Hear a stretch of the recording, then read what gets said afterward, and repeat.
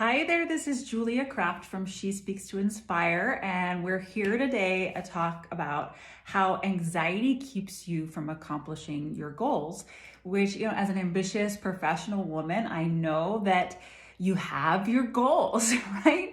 The things that you're working on, whether that's you're working towards the promotion, whether that's you're building your business or you need to get this much funding. I know you are goals oriented. And so the key is your anxiety, is your nerves, your fear of public speaking, is that holding you back from really going out and crushing your goals? We're here today to talk all about this because I think it's really important to first of all understand what is anxiety and what is performance anxiety, and then understand some things to do about it, so that you're actually addressing the root of the issue versus beating yourself up or getting into perfectionism, which it might be what you're experiencing.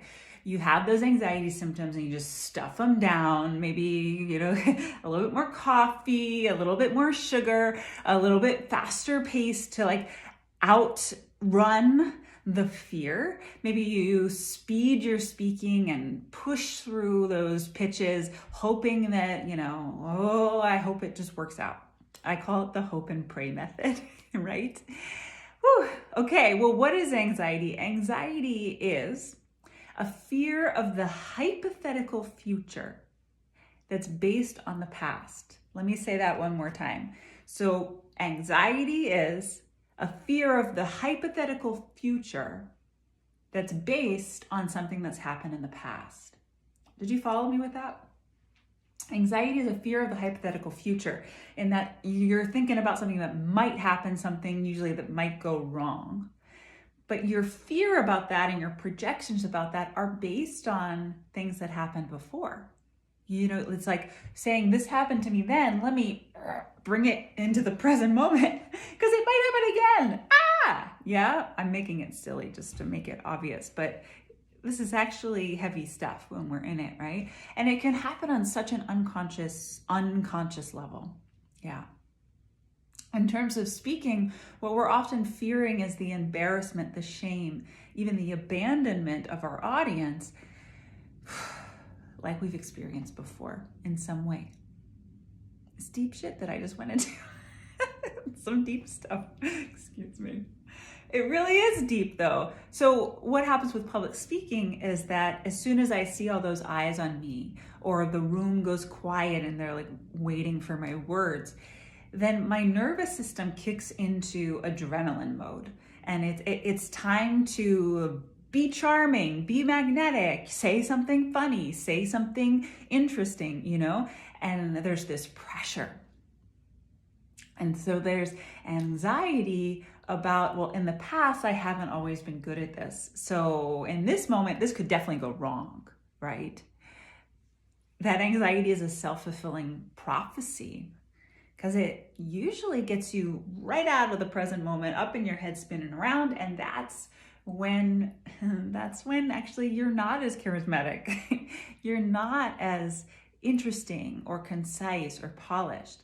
Now, there's no perfectionism that I abide by in terms of public speaking. I'm not looking to make you into that perfect, polished Dale Carnegie kind of speaker. That's not what I do. But I do want you to be your strong, capable, expert self, right? Yeah, for you to go out there and own your stage from a place of trust in yourself. That's what I want for you.